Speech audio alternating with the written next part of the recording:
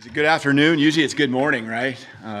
It's good to get out there on the afternoon. We didn't have class today, so push back practice helped with some recruiting too and getting some guys here. But got really about the same number of plays in as we did last scrimmage, which is about 115 or so, and kind of split it up about a little over 50 for each, the ones and twos, and then the rest with the threes. So very similar structure to last time. Got a little bit more red zone in.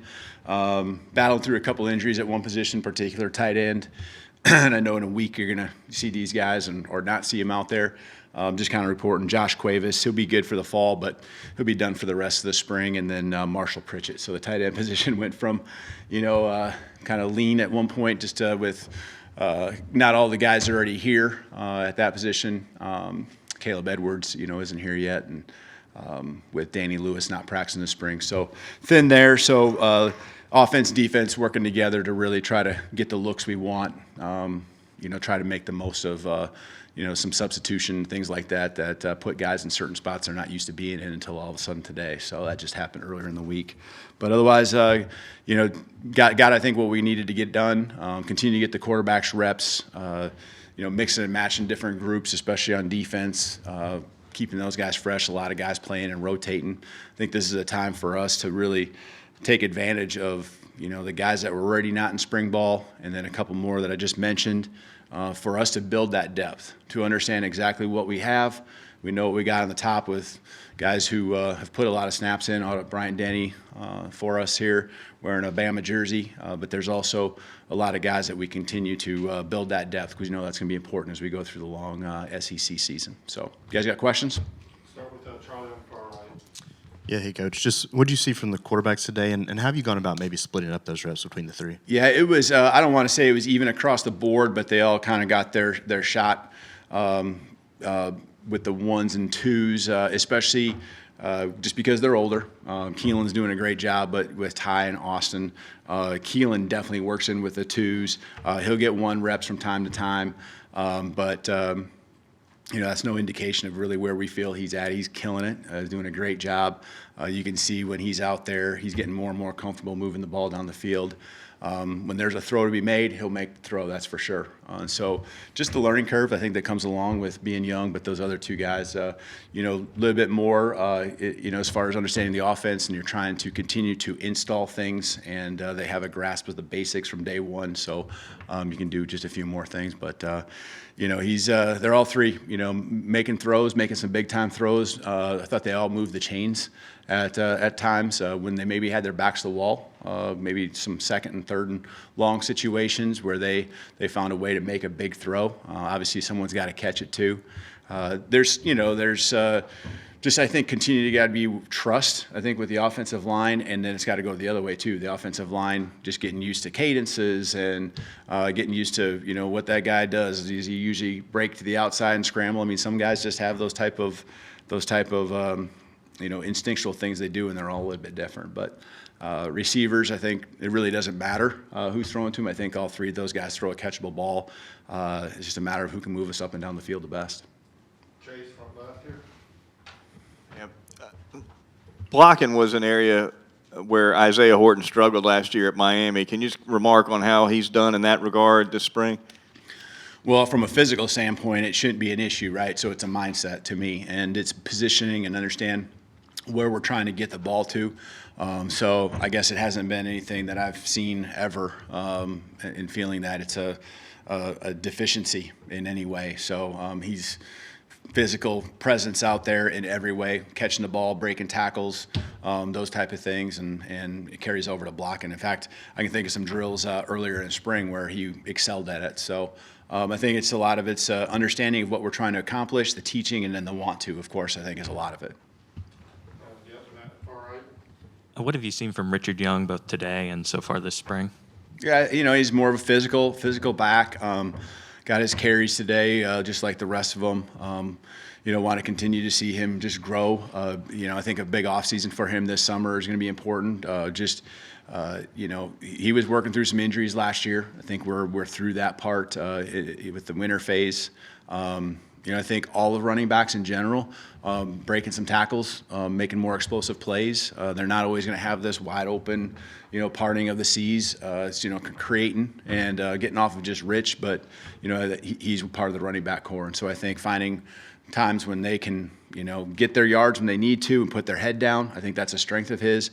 And I think as a core, as a group, they can all try to do just if they can get us a little bit more when maybe the perfect blocking isn't in place, which is going to happen, right? When you're playing an SEC game in particular, it's hard to block those dudes. And so you got to make some things happen. And I want to see the whole group continue to improve and, yards after contact, making people miss out in space and not letting that first guy bring you down.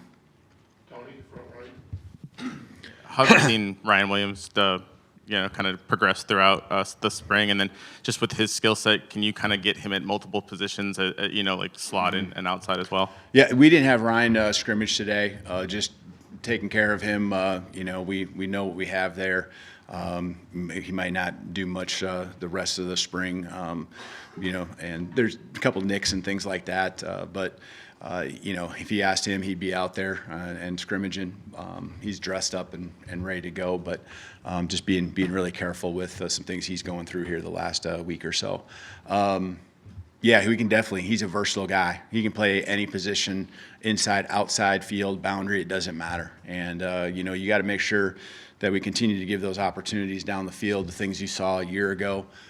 Explosive play opportunities, but also a lot of it's just getting the ball in his hands. I can think of some even bubble screens and things like that we did a year ago that he just created on his own. Obviously, we got a block for him, but we're going to move him around. And I think that's one thing our receiving core gives us. Germ and Isaiah can do much of the same thing, and that's what you really love is have versatile players. Running backs that can line up and do some things out in the perimeter, tight ends that can play and be flexed out, that can motion in, put their hand down. You want the same thing receivers, guys that can play inside and outside. Go front left here, Colin. Hey, Kalen, there's been a lot of talk about Ty's increased leadership. Quay was talking about, leaders being named or assigned this spring, and Ty was one of them. And I'm wondering, is that an indicator for you guys about a quarterback decision, or what have you guys seen? No, I mean, that leadership group was voted on in early January. So it was before spring even started, and I would expect Ty to be on that. He's been here, vested a lot. I would have voted for Ty to be on that in January as well. So he does a great job, really, taking advantage of knowing the guys that are on the team, helping them. He's obviously got to take care of his business, and he does. So we ask guys to be leaders, and then when you take care of your business, bring someone with you, and he does a great job of that. I think the other quarterbacks continue to do it in different ways. Kalen does it with his presence. He's not probably going to be as vocal yet, just hasn't been around long enough. And Austin's kind of in there as well, has really, because of the confidence and the things he's done, especially the middle half of last fall, where he started really kind of showing the effort and energy that he would bring the team. I think he's gained a lot of confidence being a leader as well. So we got 2 questions left. We'll start with Nick here, right in the middle on the left. Yeah, with Keon Sabb and Demai Jackson out, more opportunities for younger DBs. What did you see from some of them today? Yeah, they continue to be that group. I guess just backtracking here. First of all, Keon. We just continue to get the feedback and reports. It's been super positive. Even today, another positive report, probably as positive as we've had. And we expected that, but just exciting for him to be able to get going and keep taking those steps when you get to those benchmarks and going on to the next level. So he's on track. He's on pace. It was quite an injury, that he was coming back from. And, the fight, I'm never going to question that because, maybe some of you know, but last fall, what he worked through and the way he sacrificed himself, the Tennessee game in particular, that 2-game stretch there leading up to it, it got a lot of fight, and people respect him. I do too for that. But yeah, the younger guys, they don't feel like younger guys. I mean, that's across the board. The 18 guys that came in, early enrollees, I don't see them as freshmen anymore at all. They've really gone out there, and the defensive backfield a year ago at this time,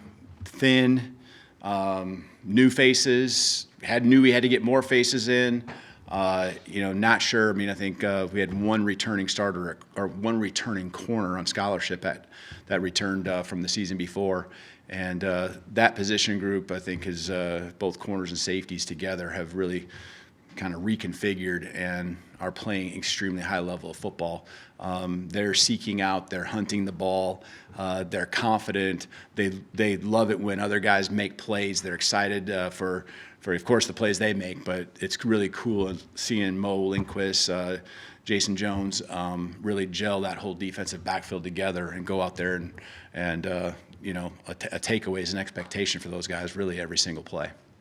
I'll finish up with Joe right across.